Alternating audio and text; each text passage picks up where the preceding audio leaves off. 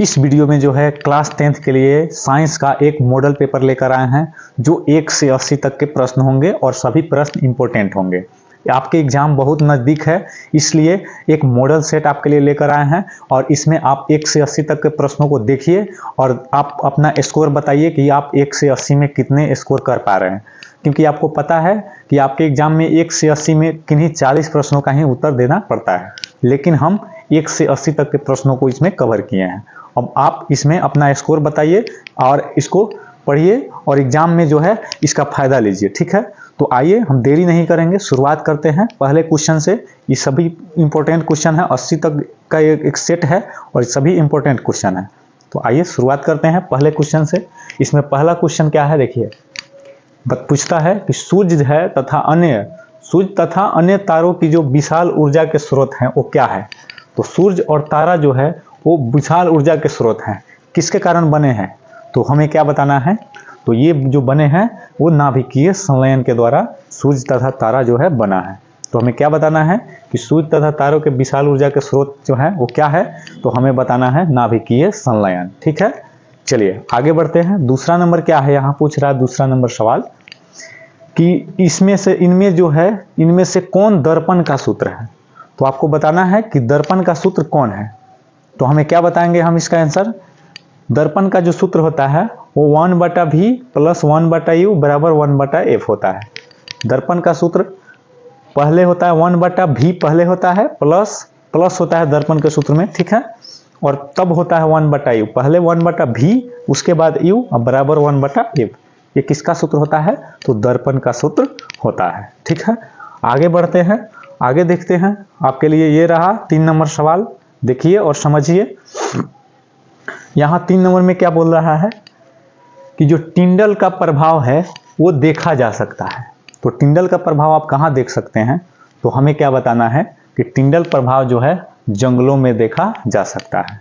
टिंडल प्रभाव कहाँ देखा जा सकता है, तो जंगलों में देखा जा सकता है। ऐसे ऐसे सवाल एग्जाम में आते हैं, तो आप 80 में केवल 40 प्रश्नों का ही उत्तर दीजिएगा और उसी को रंगिएगा जो आपको पता होगा, कंफर्म पता होगा, ठीक है। और इस वीडियो को देखने के बाद जो है आपको निश्चित है कि 40 प्रश्नों का जो उत्तर है कर पाइएगा। तो इस वीडियो को लाइक जरूर करें ताकि जो है हमें मोटिवेशन मिले और आपके लिए ऐसे वीडियो देते रहें, ठीक है। आइए देखते हैं चौथा सवाल क्या है कि तारों के टिमटिमाने की जो व्याख्या है वो किस सिद्धांत पर आधारित है। यानी तारे जो टिमटिमाते हैं वो किस कारण टिमटिमाते दिखते हैं।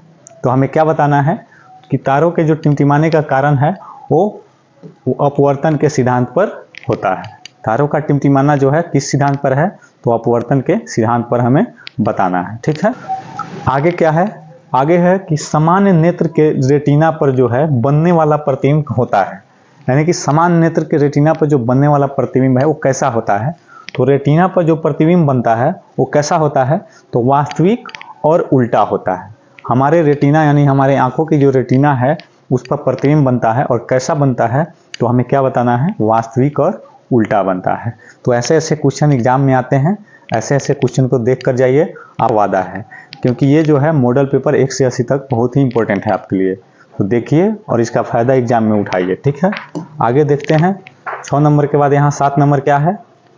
देखिए यहाँ 7 नंबर पूछता है कि किस उपकरण में जो है धन और ऋण का चिन्ह नहीं होता है। कौन सा ऐसा उपकरण है जिसमें प्लस और माइनस का चिन्ह नहीं होता है। तो ये बहुत इंपॉर्टेंट सवाल है, आपको ये जानना जरूरी है। तो किस उपकरण में धन और ऋण का चिन्ह नहीं होता है, तो हमें क्या बताना है, तो हमें बताना है कुंडली में, ठीक है। किस में बताना है, कुंडली में जो है धन और ऋण का चिन्ह नहीं होता है। तो आंसर क्या हो जाएगा, सी यानी कि कुंडली में, ठीक है। आगे बढ़ते हैं 8वां नंबर सवाल को देखते हैं। इसमें क्या पूछ रहा है कि लघु पतन के जो समय है वो परिपथ में विद्युत धारा का जो मान है होगा कैसे, क्या होगा।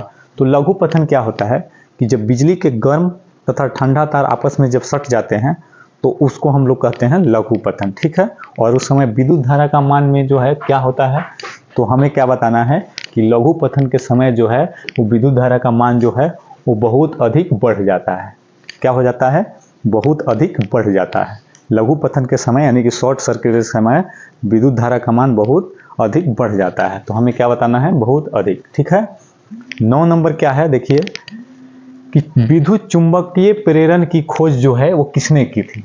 तो क्या बताना है, विद्युत चुंबकीय प्रेरण की खोज किसने की थी, तो हमें क्या बताना है, फैराडे ने। ठीक है, विद्युत चुंबकीय प्रेरण की खोज जो है किसने की थी, तो फैराडे ने की थी। तो राइट आंसर फैराडे हो जाएगा। ठीक है, 10वां नंबर सवाल है कि एक उत्तल लेंस होता है। तो जानते हैं कि हमारे आंखों में भी उत्तल लेंस होता है। ठीक है, आंखों में कौन सा लेंस पाया जाता है, तो उत्तल लेंस। पूछ रहा है कि एक उत्तल लेंस होता है तो क्या होता है, तो हमें बताना है कि किनारों की अपेक्षा बीच में मोटा होता है। उत्तल लेंस कैसा होता है, तो किनारों की अपेक्षा जो है बीच में मोटा होता है। यानी कि उत्तल लेंस इस तरह से होता है। ठीक है, देख लीजिए, उत्तल लेंस जो है इस तरह से होता है, किनारों पे पतला है और बीच में क्या है, मोटा है।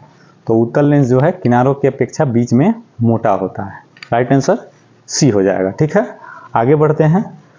11वां नंबर सवाल देखते हैं क्या है। यहाँ 11वां नंबर पूछ रहा है कि अवतल लेंस का जो आवर्धन है वो एम जो होता है वो बराबर होता है, किसके बराबर होता है, तो अवतल लेंस का जो आवर्धन है वो हम क्या बताएंगे, v बटा यू, ऊपर v और नीचे u। अवतल लेंस का आवर्धन जो होता है वो v बटा यू होता है, ऊपर v है और नीचे u है। याद रखिएगा, u बटा v मत मारिएगा, अच्छे से समझिए, अच्छे से देखिए और एक नंबर पाइए। ठीक है, v बटा यू होता है अवतल लेंस का आवर्धन। ठीक है, चलिए आगे बढ़ते हैं। 12वां नंबर सवाल, इसमें क्या पूछ रहा है कि गोलीय दर्पण में फोकसांतर एवं वक्रता त्रिज्या के बीच संबंध है।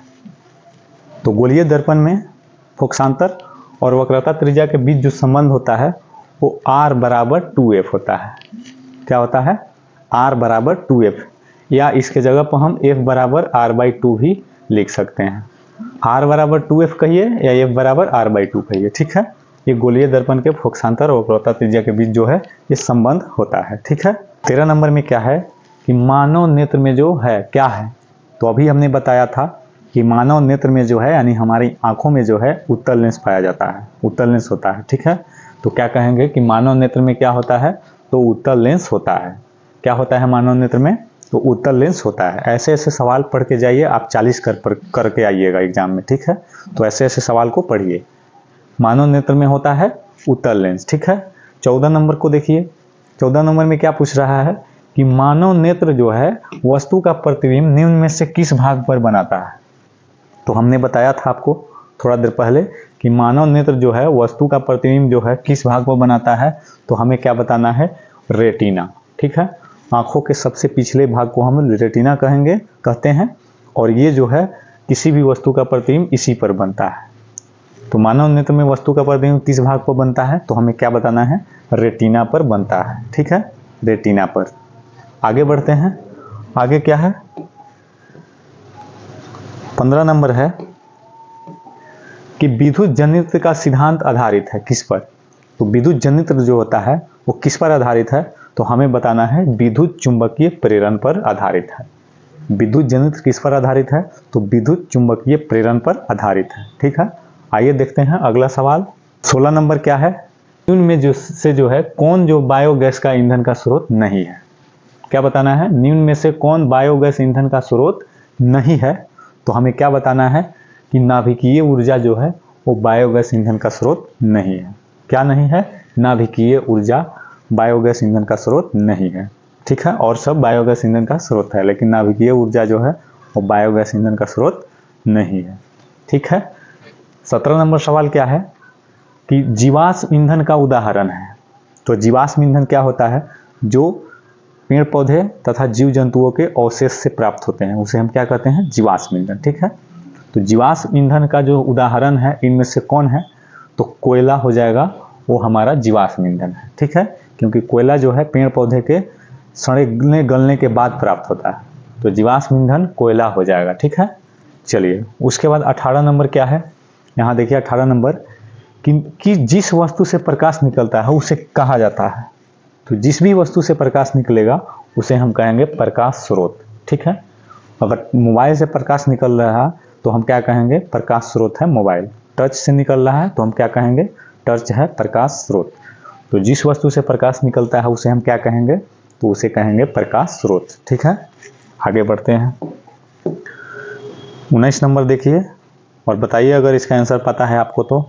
कमेंट में ज़रूर बताएं, क्योंकि आपको स्कोर बताना है कि कितना आप कर पाए हैं 1 से 80 तक में। ठीक है, तो बताना है कि खतरे के जो संकेत होते हैं उसका प्रकाश किस रंग का होता है।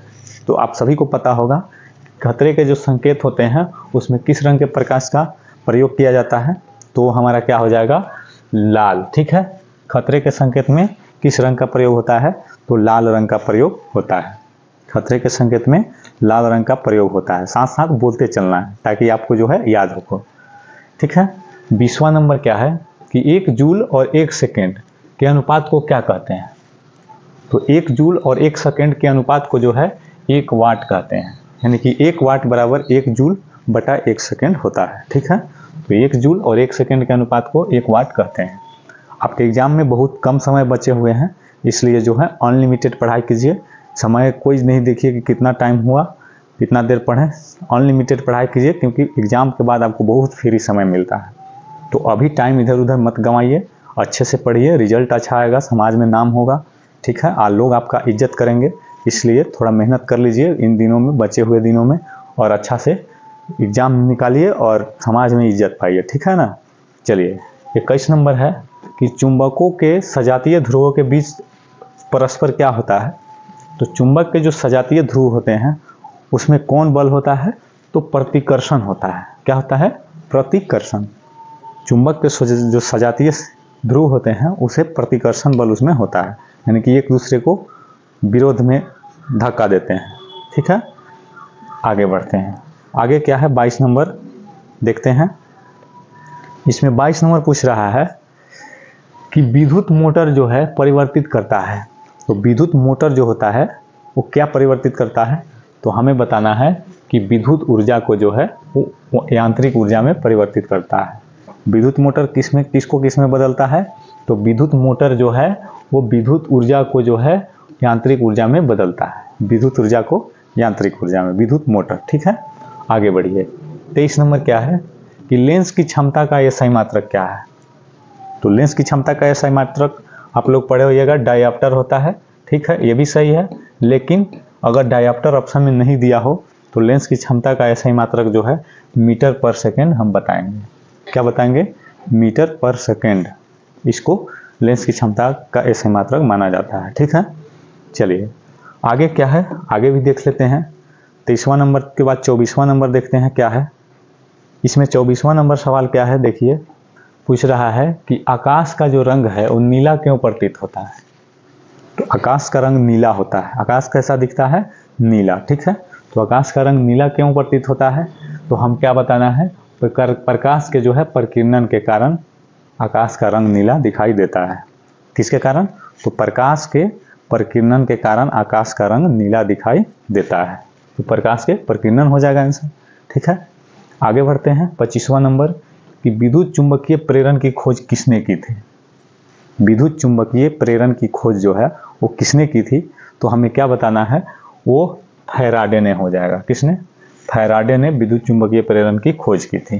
तो राइट आंसर क्या हो जाएगा, फैराडे विद्युत चुंबकीय प्रेरण की खोज की थी। ठीक है, आगे बढ़ते हैं। आपको अच्छे से देखना है और इसका फ़ायदा उठाना है। आपके एग्जाम में ऐसे ऐसे सवाल ही आते हैं और इसे पढ़कर जाना चाहिए। ठीक है, तो आगे देखते हैं। आगे है 26 नंबर सवाल, क्या है कि प्रतिबिंब का आकार जो है हमेशा वस्तु के बराबर है तो वह दर्पण होगा। तो जब प्रतिबिंब जो है वस्तु के बराबर होता है वो कौन से दर्पण में होता है, तो आपको पता है तो कमेंट में जवाब बताइए। नहीं पता है तो हम बता देते हैं कि प्रतिबिंब जो है वो हमेशा वस्तु के बराबर होगा किस दर्पण में, तो समतल। ठीक है, समतल दर्पण में जो है प्रतिबिंब वस्तु के बराबर आकार का होता है, तो क्या हो जाएगा, समतल। 27 नंबर है कि 1 किलोवाट घंटा जो है बराबर होता है, किसके बराबर होता है, तो 1 किलोवाट घंटा जो है 3.6 × 10⁻6 जूल के बराबर होता है। तो 1 किलोवाट घंटा कितना के बराबर होता है, तो 3.6 × 10⁻6 जूल के बराबर होता है। ऐसे ऐसे क्वेश्चन पढ़ के जाइए जो एग्जाम में आए। ऐसे ऐसे क्वेश्चन ये है जो आपके एग्जाम में आएंगे। ठीक है, तो इसमें जुड़े रहें और अच्छे से देखिए। 28 नंबर है कि एथेनोइक अम्ल को सामान्यतः क्या कहा जाता है, तो एथेनोइक अम्ल के जो है हम लोग क्या कह सकते हैं, एसिटिक अम्ल कहते हैं। ठीक है, एथेनोइक अम्ल का दूसरा नाम क्या है, तो इथेनोइक अम्ल का जो है दूसरा नाम है वो एसिटिक अम्ल है। ठीक है, आगे बढ़ते हैं। 29 नंबर क्या है? 29 नंबर में बोल रहा है कि भारतीय संगीत प्रणाली में संगीत के कितने सुर होते हैं। तो भारतीय संगीत प्रणाली में संगीत के कितने सुर होते हैं? तो हमें बताना है 7 सुर होते हैं। ठीक है, भारतीय संगीत प्रणाली में संगीत के 7 सुर होते हैं। 30 नंबर देखिए कि वायुरोधी बर्तनों में जो है खाद्य सामग्री रखने में उपचयन की गति हो जाती है, कैसे? तो वायुरोधी बर्तन में जो है खाद्य सामग्री रखेंगे, खाने वाला चीज, तो क्या हो जाएगा? तो उपचयन की गति जो है वो धीमी हो जाएगी। ठीक है, क्या हो जाएगी? तो धीमी हो जाएगी। आगे बढ़ते हैं, देखते हैं आपके लिए इंपॉर्टेंट सवाल और क्या है। तो एक और इसमें इंपॉर्टेंट है जो है नीचे दी गई जो अभिक्रिया है उसमें कौन सा कथन सही है। तो देखिए 2Cu + O2 तो अलग अलग है और मिलकर एक साथ कॉपर मिल रहा है ऑक्सीजन के साथ, तो इसका आंसर क्या हो जाएगा? तो कॉपर का जो है ऑक्सीकरण हो रहा है, कॉपर ऑक्सीजन से मिल रहा है, तो कॉपर का क्या हो जाएगा? ऑक्सीकरण। ठीक है, आगे बढ़ते हैं और देखते हैं आगे क्या है। 32 नंबर देखिए कि सिल्वर क्लोराइड का जो रंग है वो क्या है। तो सिल्वर क्लोराइड का रंग जो होता है वो क्या होता है? श्वेत होता है। ठीक है, सिल्वर यानी कि चांदी, और चांदी उजला होता है, आपको पता भी है। तो सिल्वर क्लोराइड का जो रंग है वो क्या हो जाएगा? श्वेत हो जाएगा। ठीक है, इसको पढ़िए, ऐसे ऐसे एग्जाम में क्वेश्चन आते हैं। ठीक है, आगे है 33 नंबर की समीकरण जो है CaCl3 यानी CaCO3 समीकरण है एक CaCO3 और इससे जो है CaO + CO2 बन रहा है। तो किस प्रकार का जो है वो समीकरण है?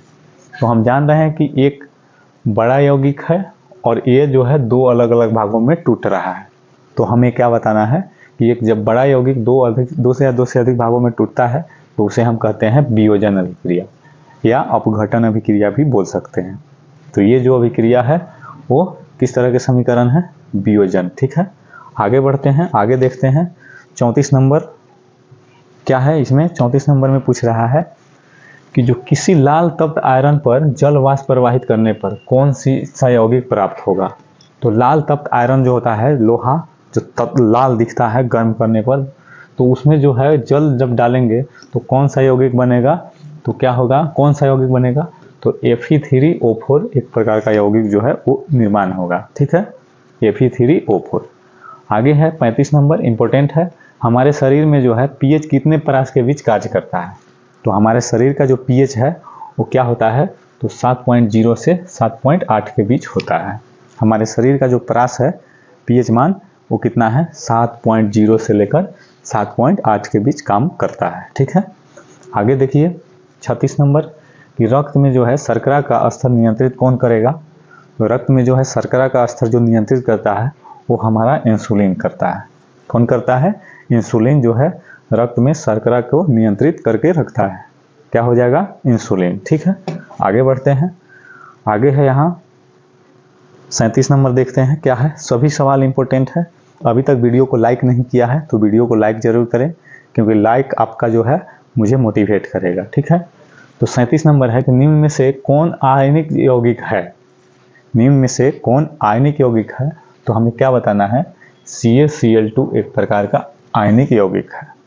कौन है? CaCl2। ठीक है, 38 नंबर जो बहुत ही इंपॉर्टेंट है आपके एग्जाम के लिए, इसको देखिए और समझिए कि निम्न में से कौन सा पदार्थ जो है ऑक्सीजन से संयोग नहीं करता है। बहुत ही VVI प्रश्न है आपके एग्जाम के लिए। तो निम्न में से जो है वो कौन ऑक्सीजन से संयोग नहीं करता है? तो हमें क्या बताना है? गोल्ड। गोल्ड यानी सोना। यहाँ सोना भी ऑप्शन में दिया जा सकता है। सोना जो है ऑक्सीजन से संयोग नहीं करता है, यानी कि ऑक्सीजन का प्रभाव उस पर नहीं पड़ता है, इसलिए सोना में जंग नहीं लगता है, इसलिए महंगा भी बिकता है। तो कौन संयोग नहीं करेगा? तो सोना हो जाएगा। ठीक है, आगे बढ़ते हैं। 39वां नंबर, ये भी इंपॉर्टेंट है आपके एग्जाम के लिए, मोस्ट VVI है। ठीक है, आपके एग्जाम के लिए शुद्ध सोना को व्यक्त किया जाता है। तो शुद्ध सोना कितने कैरेट का होता है? तो हमें क्या बताना है? शुद्ध सोना जो है वो 24 कैरेट का होता है। ठीक है, शुद्ध सोना कितने कैरेट का होता है? तो 24 कैरेट का होता है। और वहीं आभूषण बनाने वाला सोना कितने कैरेट का होता है?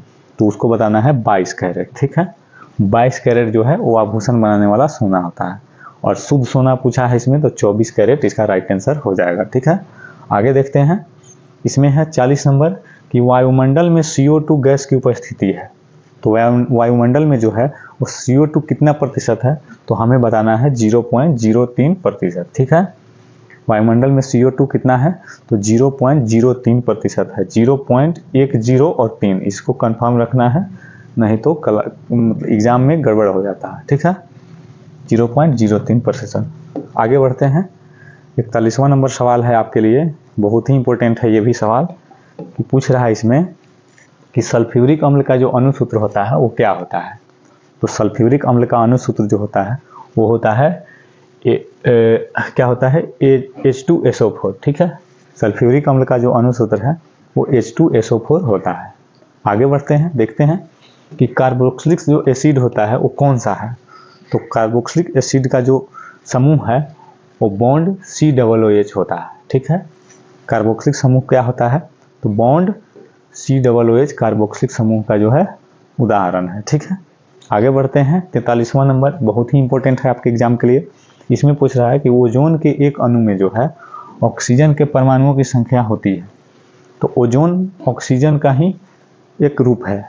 ठीक है, O3 ओजोन का सूत्र होता है।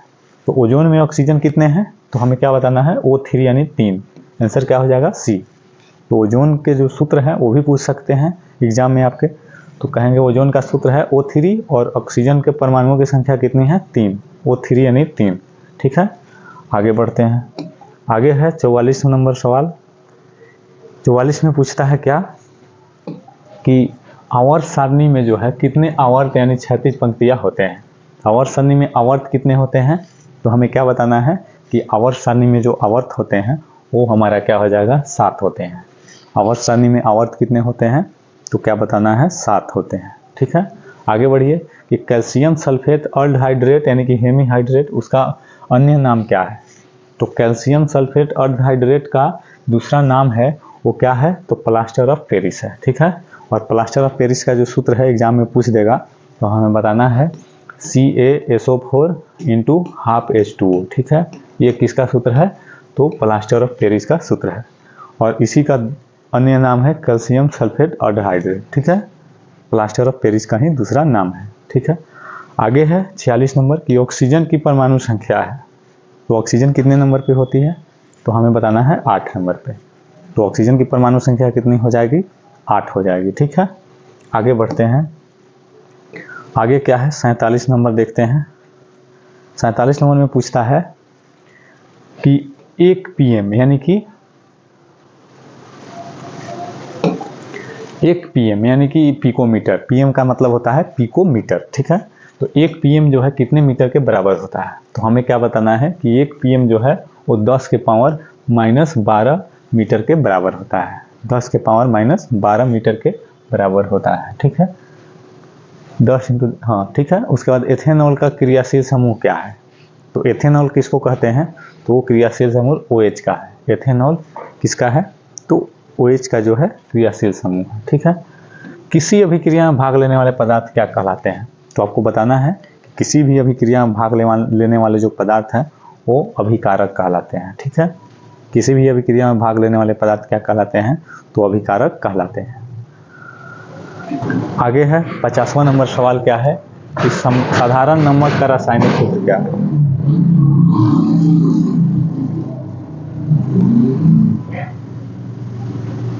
पचासवां नंबर सवाल क्या है कि साधारण नमक का रासायनिक सूत्र क्या है।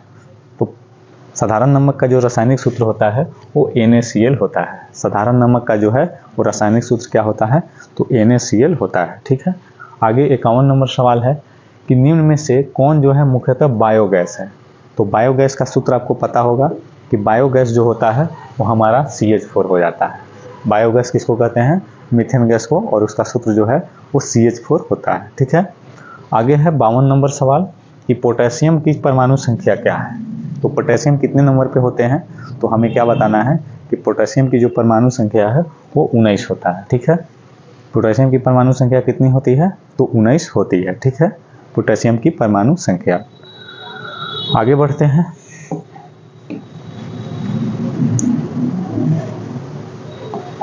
तिरपन नंबर सवाल देखते हैं।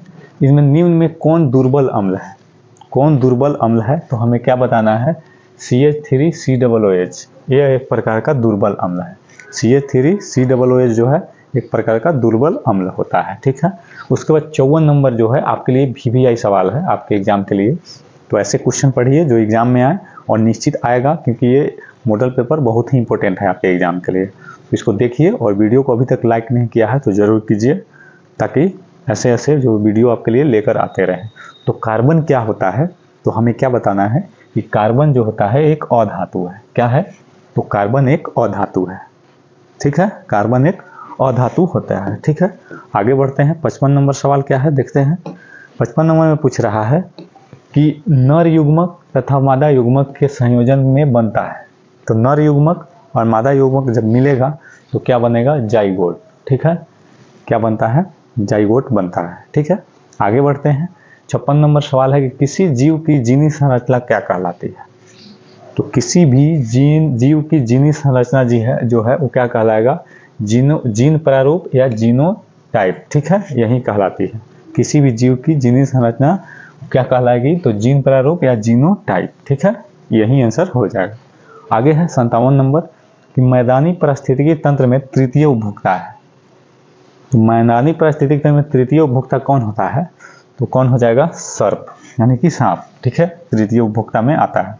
प्राथमिक उपभोक्ता, द्वितीय उपभोक्ता और तृतीय उपभोक्ता, तो इसमें तृतीय उपभोक्ता पूछा है तो सर्प हो जाएगा तृतीय उपभोक्ता। उसके बाद आगे बढ़ते हैं। आगे देखते हैं 58 नंबर सवाल क्या है, देखिए यहाँ और समझिए। पूछ रहा है कि रक्त में जो आयरन की कमी से जो है होने वाला एक रोग है, कौन है। तो इम्पोर्टेंट सवाल है, इसको जानिए और इसका आंसर जो है अगर आपको पता है तो कमेंट में बताइए। रक्त में आयरन की कमी से होने वाला रोग कौन सा है, तो हमें क्या बताना है कि आयरन की जो कमी से जो है एनीमिया होती है। क्या होती है, आयरन की कमी से जो है एनीमिया होती है, ठीक है। रक्त में आयरन की कमी से एनीमिया होती है। 59 नंबर है कि कवक में पोषण की कौन सी विधि है। तो ऐसे ऐसे सवाल एग्जाम में छपते हैं। कवक में पोषण की कौन सी विधि है, तो हमें क्या बताना है कि कवक में जो पोषण की विधि है वो मृतजीवी है, ठीक है। क्या है, कवक में पोषण की जो विधि है वो मृतजीवी है। आगे बढ़ते हैं। आगे 60 नंबर सवाल क्या है देखिए और बताइए, आंसर पता है तो। ऑक्सीजन क्या है, ऑक्सीजन है, तो ऑक्सीजन कहाँ पाया जाता है, तो पेड़ पौधों में जो है पाया जाता है। पेड़ पौधों में जो है ऑक्सीजन पाया जाता है। और ऑक्सीजन जो है एक प्रकार का हार्मोन है, ठीक है। क्या है, ऑक्सीजन एक प्रकार का हार्मोन है जो पेड़ पौधे में पाया जाता है। आगे है 61 नंबर, मानव में डायलिसिस थैली है। तो मानव में डायलिसिस थैली जो होती है कौन होती है, तो हमारा हो जाएगा नेफ्रॉन, ठीक है। मानव में डायलिसिस थैली जो है एक नेफ्रॉन हो जाएगी, ठीक है। आगे बढ़ते हैं। आगे आपके लिए इम्पोर्टेंट सवाल है, सभी के सभी इम्पोर्टेंट सवाल है, तो अच्छे से देखिए और फायदा उठाइए। 62 में है कि भोजन का पचना किस प्रकार की अभिक्रिया है। तो भोजन जो पचते हैं वो कौन पर अभिक्रिया हो जाएगी, तो हमें बताना है उपचयन, ठीक है। भोजन का पचना एक उपचयन अभिक्रिया है। क्या है, उपचयन अभिक्रिया, भोजन का पचना, ठीक है। आगे बढ़ते हैं। 63 नंबर कि नर युग्मक एवं मादा युग्मक के संलग्न को क्या कहते हैं। तो हमने ऊपर पढ़ा था, जो इस ऑप्शन में हमें नहीं दिख रहा है, इनमें से कोई नहीं हो जाएगा, ठीक है। नर युग्मक और मादा युग्मक के संलग्न को जो है, इसमें जो ऑप्शन होना चाहिए जाइगोट होना चाहिए, नहीं है, तो इसलिए इसमें से कोई नहीं आंसर। 64 है, निम्नलिखित में से कौन एक लिंगी पादप का उदाहरण है। इन चारों में से जो है कौन एक लिंगी पादप है, यानी एक लिंगी पेड़ है, पौधा है, ठीक है। तो कौन एक लिंगी पादप का उदाहरण है, तो हमें क्या बताना है, पपीता। पपीता जो है एक प्रकार का एक लिंगी पादप होता है, ठीक है। पपीता हो जाएगा राइट आंसर, ठीक है। आगे बढ़ते हैं। 65 नंबर सवाल देखते हैं क्या है। इसमें 65 नंबर में है कि मुकुलन द्वारा प्रजनन जो है किस में होता है। तो मुकुलन द्वारा प्रजनन होगा वो किस में होगा, आपको पता है तो कमेंट में जवाब बताइए, नहीं तो हम आंसर तो बताएंगे ही, ठीक है। तो मुकुलन द्वारा प्रजनन जो है वो हमारे ईस्ट में हो जाएगा। किस में, ईस्ट में हो जाएगा। मुकुलन द्वारा प्रजनन होता है वो ईस्ट में होता है, ठीक है। 66 नंबर है कि मलेरिया उत्पन्न करने वाला मच्छर जो है मादा एनोफिलिस मच्छर होता है, ठीक है।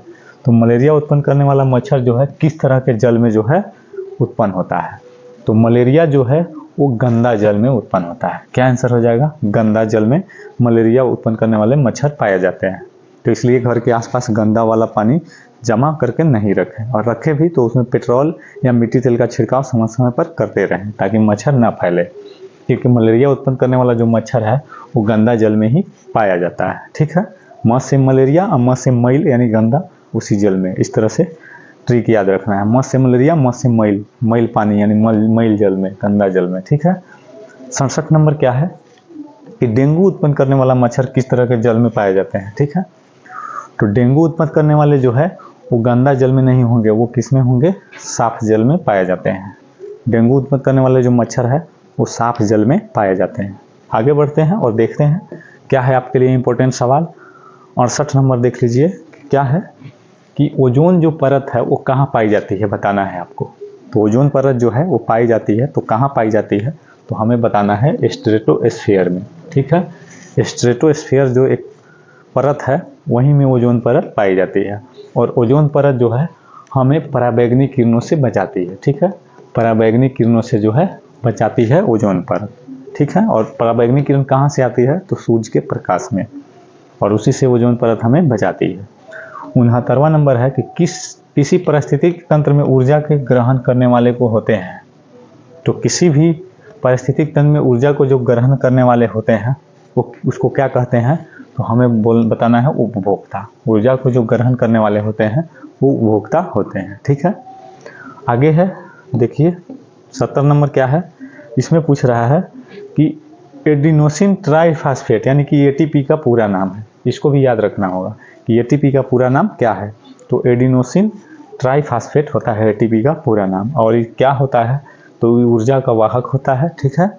और ऊर्जा का सिक्का भी कहलाता है, और ऊर्जा का संग्राहक भी कहलाता है। यानी कि इनमें से क्या हो जाएगा, सभी। एटीपी जो है इनमें से सभी हो जाएगा। ठीक है।